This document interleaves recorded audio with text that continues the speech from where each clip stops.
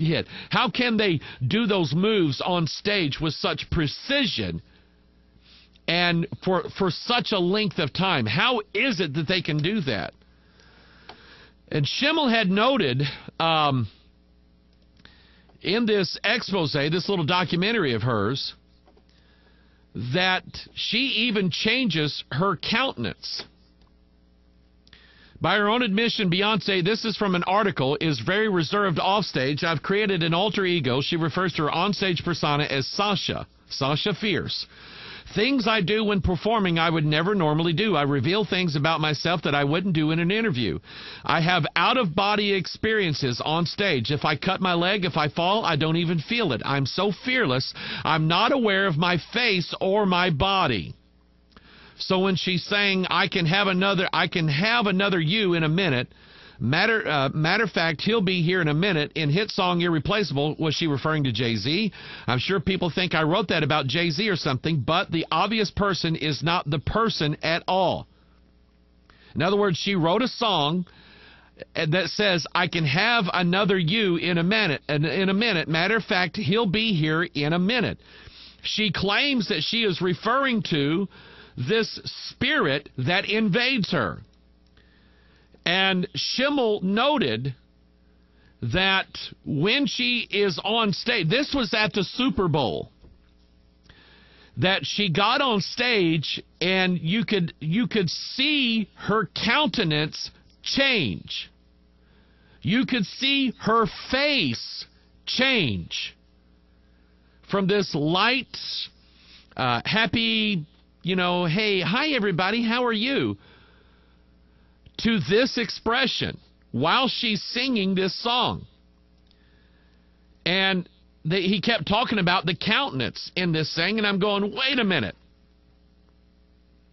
I know what this is. I know what spirit this is of. By the way, I'll tell you this. When I first started looking into Rick Warren, and looking into what he was doing in the church, I had a lady from Arkansas, Laura, who got in contact with me. She had seen some things I'd done, and she said, let me tell you my story. She said, they got a new pastor. That's how it starts. And he made promises. He was going to turn this church upside down. Boy, was going to take it all. Boy, was going to have big memberships. Boy, we're going to do this, and we're going to have to do that. And she said, she heard that he was taking some of the leadership people of the church to Saddleback Community Church to see Rick Warren and have them trained on how to do this stuff. And she said that she said, I didn't know anything about Rick Warren. I started looking into it, started reading some of the stuff he had said, and I'm going, well, wait a minute. This doesn't look right. She said her and her husband, they called their pastor over. They was going to talk to him. She handed the pastor, who I know this guy. She handed the pastor this stack of papers, said, this is about Rick Warren, would you look at this? And she said his face changed right in front of me. His visage, his countenance changed instantly. She said, it made me turn pale. What I saw happen right in front of my very eyes. I believe that. I believe that is evidence of a spirit.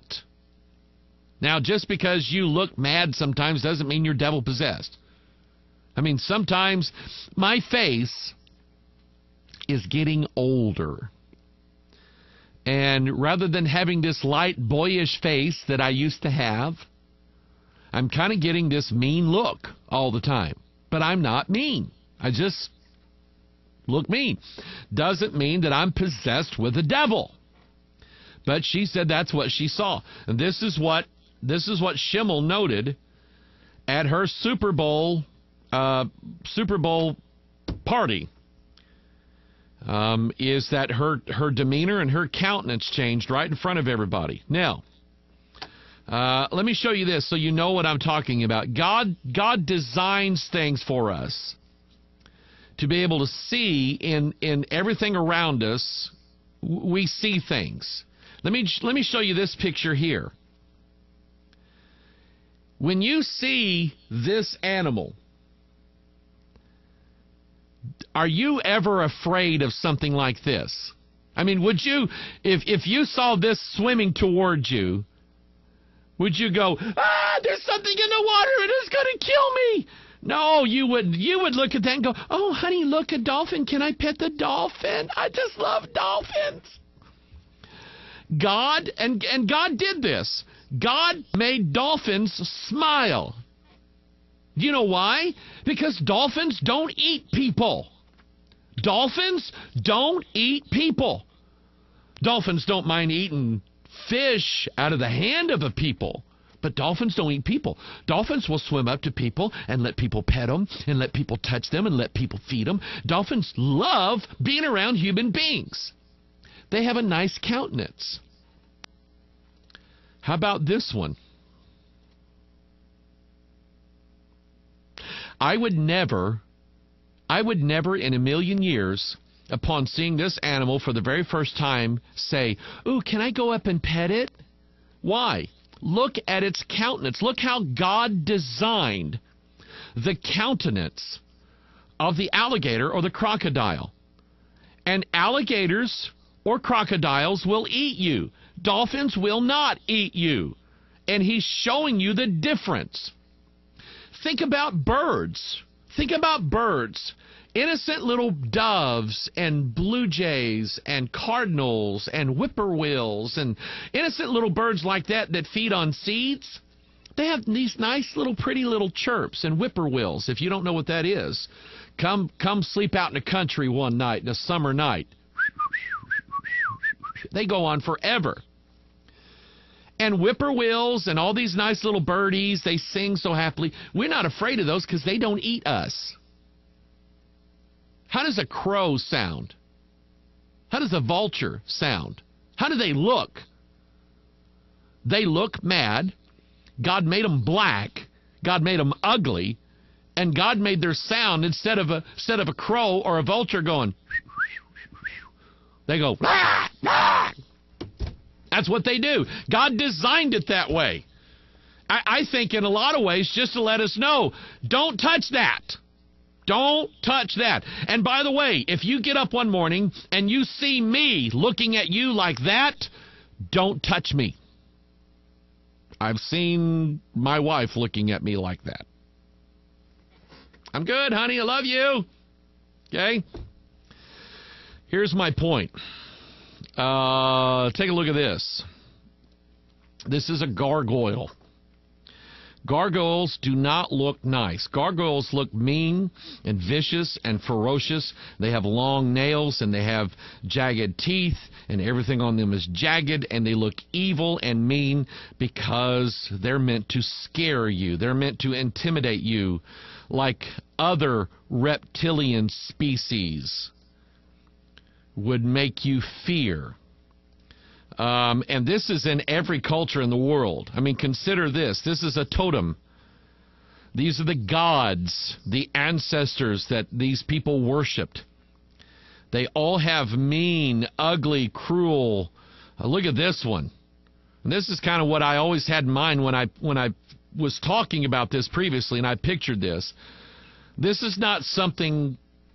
I mean, let's be honest. We kind of go by faces, and ladies, you would never say, you know what, I want to go out with that guy. You would never do that. He has a very mean, wicked, that's China. This is Africa, and it's in every culture. Here is the Incans. This is their god. They look mean and cruel and nasty and like they will kill you and you're to be in fear of them. God just designed us that way, that when we see things like this, we're not supposed to be drawn to that. We're supposed to understand that things like this are dangerous to us, just like this.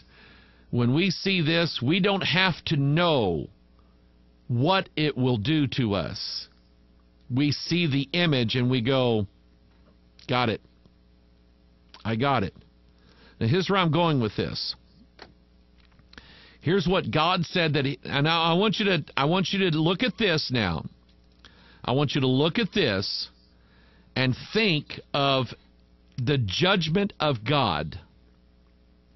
Because here's what God said he was going to do. The Lord shall bring a nation against thee from far, from the end of the earth, as swift as the eagle flieth,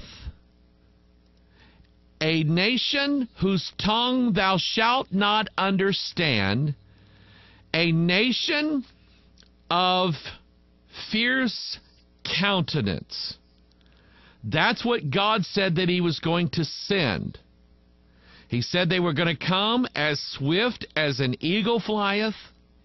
Their tongue they wouldn't understand, and it would be a nation of fierce countenance, which shall not regard the person of the old, nor show favor to the young. I remember hearing an interview of, I can't remember what singer it was, with The Who. And he's one of these guys that said, when I get on stage and we start playing, he said, I get something takes me over. And he said, if you came up to me and shook me or something like that, he said, I'd probably come close to killing you. And he said, in fact, I have. I've come close to killing people while I'm about to say, because I'm possessed of something. They readily admit it. And yet I hear so many Christians, church people, condone the music. Well, I don't listen to the bad stuff. You're lying through. Do you remember? We remember when we were teenagers? We listened to the bad stuff. We just didn't want our pastor and our mom and dad to find out we listened to the bad stuff. But we listened to it. Are you kidding me? I used to sneak Richard Pryor tapes home and listen to them with headphones on so my mama wouldn't hear it. Then I had to turn it off because I was laughing so hard I was afraid she's going to come in and ask me what I was laughing about. Foul-mouthed, filthy, dirty Richard Pryor. I listened to the bad stuff, and so did you, and so are our children. They're lying to us if they say they're not. But that's what that is. This is God's judgment. She is being... in fact, the name of her entity is Sasha Fierce. And God said that it was a nation of fierce countenance, as swift as the eagle flieth, whose tongue thou shalt not understand. God also said, let's see, where is it here? Look at this one. Daniel 8:23, in the latter time of their kingdom, when the transgressors are come to a full, the king of fierce countenance and understanding dark sentences shall stand up. Now, a warning to those of you who don't like it when I talk about this.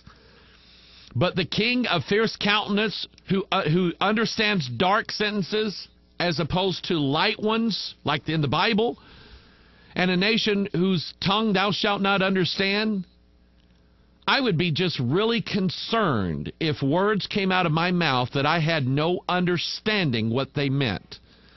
Especially when I know for a fact that I didn't make them up and they just started flying out of my mouth, I would be very concerned about uttering dark sentences and tongues that I don't understand. Because the only place I see that in the Bible is as a form of judgment. But this is what's coming to America. Now here's